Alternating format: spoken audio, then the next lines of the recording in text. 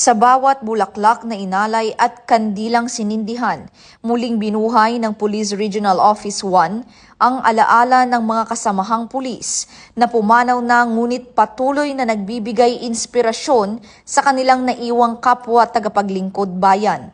Bilang bahagi ng pagdiriwang ng Undas 2025 at ng programang Pag-alala sa Kasamahang Pulis, nagtipon ang mga tauhan ng Pro-1 upang maghandog ng dasal at respeto sa mga libingan ng kanilang mga kapatid sa serbisyo.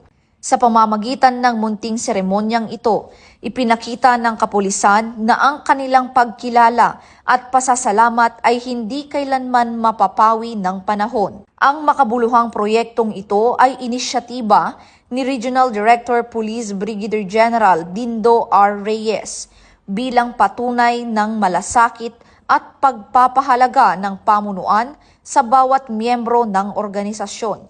Layunin nitong itaguyod ang diwa ng pagkakaisa at pagkilala sa mga pulis na nag-alay ng kanilang buhay para sa kapayapaan at seguridad ng mamamayan.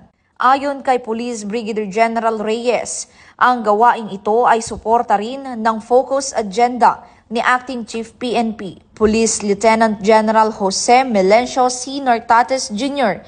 na nagbibigay diin sa pagpapahalaga at pagkilala sa mga bayani ng hanay ng pambansang pulisya.